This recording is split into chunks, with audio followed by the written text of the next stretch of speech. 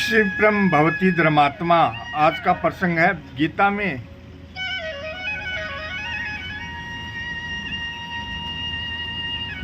भक्ति और उसके अधिकारी, पहले का शेष प्रसंग। इसलिए वह शीघ्र ही धर्मात्मा हो जाता है और सदा रहने वाली परम शांति को प्राप्त होता है। हे अर्जुन, तू निश्चय पूर्वक सत्य जान कि मेरा भक्त कभी नष्ट नहीं होता। निरंतर रहने वाली शांति क्या है, जिसे गीता में परम पद, ब्रह्म निर्माण, परम शांति, आत्यंतिक सुख आदि नामों से कहा गया है, उसी को शाश्वत शांति कहते हैं। यही सब साधनों का अंतिम फल है। इसे ही शास्त्रकारों ने मुक्ति कहा है। यह सर्वोपरि स्थिति है। इसी के लिए भगवान कहते हैं, यम लब्ध्वा चापरम लाभम मन्यते नादिक ततम यस्मिन स्थितो न दुखेन गुरुनापि विचालयेत। जिसे पा जाने पर उससे बढ़कर दूसरा कोई लाभ नहीं जान पड़ता, तथा जिस स्थिति में स्थित हो जाने पर मनुष्य को कोई भारी दुख कभी विचलित नहीं कर सकता। मतलब यह है कि जिसमें दुख, अल्पज्ञता, अशांति, असहिष्णुता आदि कोई भी दोष नहीं है, ऐसे परम शांतिमय अवस्था को वह प्राप्त हो जाता है। आहा, भगवान की कितनी अलौकिक कृपा है। बिनु सेवा जो द्रव्य ही दीन पर राम सरीस को नाई। दुराचारी भी यदि भगवान का भजन करने लगे तो वह शीघ्र ही धर्मात्मा बन जाता है। भगवान ने दुराचारी की बात तो कही, अब जो पूर्व जन्म के अनुचित आचरण के कारण नीच योनि में जन्म लेते हैं, वे भी भक्ति के अधिकारी हैं। यह बात भी भगवान कहते हैं, माम ही पार्थ व्यपाश्रित्य ये भी शिव पाप योनिय स्त्रियों वैश्यास तथा शूद्रास्तेव पी याति पराम गतिम। पाप योनि वाले जीव भी मेरा आश्रय लेकर परम पद को प्राप्त होते हैं। स्त्री, वैश्य और शूद्र भी परम पद को जाते हैं। जो जाति बहिष्कृत है, जिसको स्पर्श करने में भी लोगों को हिचक होती है, ऐसे पुरुष को भी यदि वह भक्त है तो भगवान परम प्रिय मानते हैं। रामावतार में भगवान श्री रामचंद्र जी गुह को हृदय से लगाकर बैठते हैं और पूज्य वशिष्ठ जी भी राम भक्त समझकर उसे हृदय से लगाते हैं। भरत जी भी लक्ष्मण की तरह उसे बैठते हैं। भक्त तो त्रिभुवन को पवित्र करने वाला होता है। शास्त्र परंपरा से अहिंसा आदि सामान्य धर्मों की भांति भक्ति में भी चांडाल आदि सभी योनि के मनुष्यों का अधिकार है। आनिद योन्य धीक्रियते पारंपर्यात सामान्यवत है। भगवत भक्ति के अधिकारी नीच से नीच व्यक्ति भी हैं।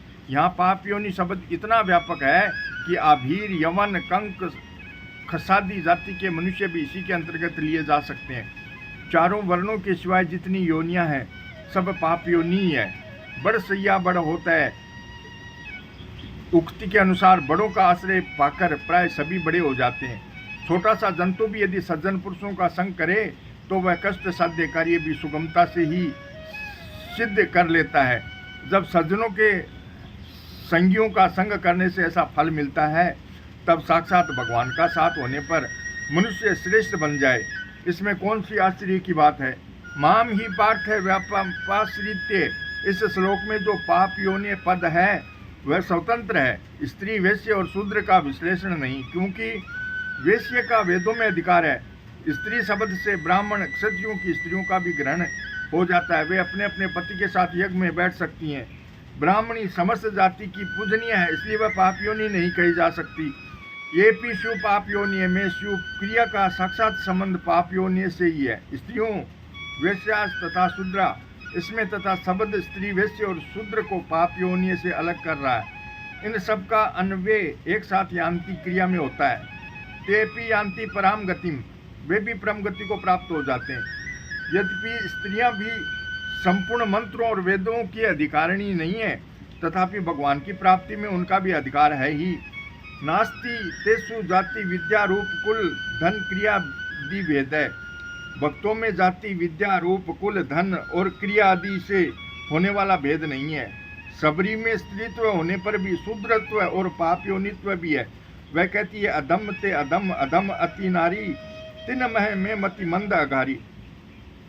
अधम अर्थात ब्राह्मण की अपेक्षा नीचा, क्षत्रिय, क्षत्रिय से फिर वैश्य, उससे फिर शूद्र और उससे अति सबर जाति तथा सबर जाति की स्त्रियों में फिर मंदमती में सबरी की ऐसी अभिमान शून्य वाणी सुनकर श्री रघुनाथ जी कहते हैं, जाति पाति कुल धन धर्म बढ़ाई, धन बल परिजन गुण चतुराई, भगतिहीन नर सोहत कैसा, बिनु जल बारिद देखिए जैसा।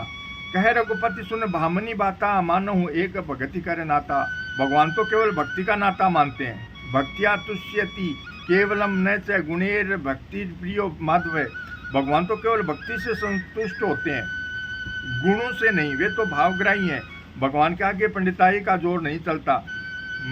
मंदो वदति विष्णाय धीरो वदति विष्णवे, उभयोश्य फलम तुल्यम भावग्राही जनार्दन। किस भाव से कौन क्या कर रहा है इसे भगवान जानते हैं। जो कोई प्रेम से भगवान की ओर दौड़ता है उसकी ओर भगवान भी दौड़ते हैं। यहाँ तक भगवान ने आचरणों और जाति से नीच के उद्धार की बात बताई तथा मध्य श्रेणी के स्त्री वैश्य और शूद्रों की सद्गति का वर्णन किया। अब भगवान यह बता रहे हैं कि जब पाप होने वाले एवं स्त्री वैश्य और शूद्र भी भक्ति से परम गति को प्राप्त हो जाते हैं, तब जो आचरण और जाति दोनों से ही पवित्र है उनका भक्ति से उद्धार होना कौन सी बड़ी बात है। किन पुनर्ब्राह्मणा पुण्य भक्ता राजस्या तथा अनित्यम सुखम, किम पुनर्ब्राह्मणा भक्त्या राजस्या तथा अनित्यम सुखम लोकमिमं प्राप्य भजस्व माम। इसमें केमुतिक न्याय है, अर्थात जब स्त्री वैश्य और शूद्र तथा दुराचारी और पतित जाति वालों का भी उद्धार हो जाता है, तब पवित्र आचरण वाले ब्राह्मण और क्षत्रिय यदि भगवान के भक्त हों तो उनके उद्धार के विषय में तो कहना ही क्या है। यदि कोई जाति से ब्राह्मण और क्षत्रिय हो, पवित्र आचरण वाले भी हो, परंतु भक्त न हो, तो उनके उद्धार की गारंटी भगवान नहीं लेते हैं। इस श्लोक में भगवान ने आचरण और जाति दोनों से ही उत्तम पुरुष को भक्ति का अधिकारी बताया है, क्योंकि पहले कहा है कि जो आचरण अथवा जाति दोनों से ही नीचे हों वे भी मेरे भक्त बन सकते हैं, तथा जो दोनों से ऊंचे हों उनकी तो बात ही क्या है। इस प्रकरण में भक्ति के 7 अधिकारी बताए गए हैं, इनमें कोई कम नहीं है। आचरणों से नीच, जाति से नीच, स्त्री, वैश्य, शूद्र, पवित्र, ब्राह्मण और राजर्षि, इन 7 अधिकारियों के ही अंतर्गत सभी मनुष्य आ जाते हैं। इससे स्पष्ट है कि भगवान की भक्ति के सब अधिकारी हैं। भगवान के भक्ति के अधिकारी बतलाकर 33वें के उत्तरार्ध में कहा है, अनित्यम सुखम लोकमिमं प्राप्य भजस्व माम, अर्थात नाशवान एवं सुख रहित मानव शरीर को प्राप्त करके मेरा भजन करें। इसको अनित्य तथा क्षण भंगुर इसलिए कहा कि इसका कोई भरोसा नहीं है, पता नहीं कब नष्ट हो जाए। इसलिए भगवान चेतावनी देते हैं कि इस शरीर के रहते रहते मुझे प्राप्त कर लेना चाहिए।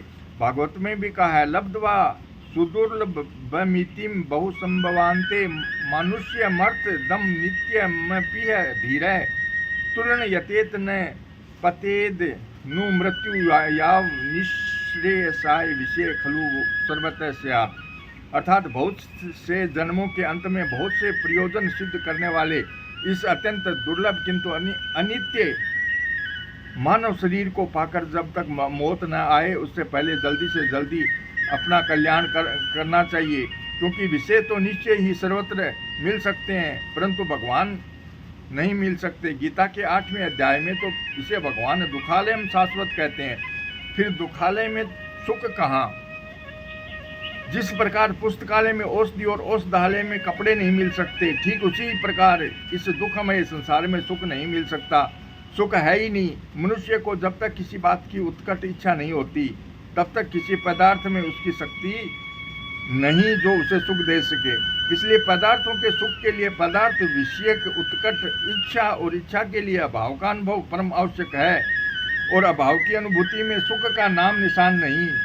दुख ही दुख है। एक ही अवस्था में 2 पुरुष एक ही साथ जा रहे हैं, दोनों की वेशभूषा एक ही है, दोनों के पास जूता नहीं, छाता नहीं, दोनों के पास फटे कपड़े हैं, दोनों एक से हैं, पर उनमें से एक विरक्त है, एक अभावग्रस्त है।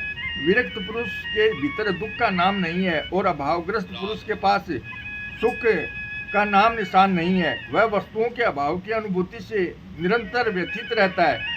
उसी को एक क्षण भंगुर पदार्थ क्षणिक सुख दे सकते हैं, विरक्त को नहीं, क्योंकि विरक्त को पदार्थ का सर्वथा अभाव होने पर भी अभाव की अनुभूति नहीं है। अर्थात विरक्त किसी वस्तु की आवश्यकता ही नहीं समझता। ऐसी स्थिति में किसी पदार्थ में ऐसी शक्ति नहीं है जो उसे सुख दे सके। मतलब यह कि अभाव की अनुभूति न होने पर विषय सुख नहीं दे सकेगा। जिसे रुपये की चाहना नहीं उसे रुपया सुख नहीं दे सकता। जिसे स्त्री की इच्छा नहीं उसे स्त्री सुख नहीं दे सकती। सुख लेने वाले को अपने लिए अभाव की अनुभूति आवश्यक है। इससे सिद्ध हुआ कि पदार्थ की अनुपस्थिति में भी पदार्थ सुख देते हैं। मिलने पर उसके नाश की शंका हरदम बनी रहती है, न्यूनता खटकती रहती है। वही पदार्थ दूसरों के पास अधिक मात्रा में अपनी अपेक्षा अधिक सुंदर देखकर जलन होती है। पदार्थ नष्ट हो जाने पर भी दुख ही देते हैं। लड़के के न रहने पर दुख होता है, पैदा होने पर उसके रोगादि से दुख होता है। लड़की की मृत्यु हो जाने पर उसकी स्मृति किस प्रकार कलेजे में कसक पैदा करती है, अनुभूति पुरुषों से छुपा नहीं है। मनुष्य उसके वियोग में जो रोता है, कल्पता है, उस दुख की क्या बात कही जाए। सांसारिक सुख भी दुखों के ही कारण है। श्री कृष्ण गोविंद हरे मुरारी, हे नाथ नारायण वासुदेवा। श्री कृष्ण गोविंद हरे मुरारी, हे नाथ नारायण वासुदेवा। जय श्री कृष्ण।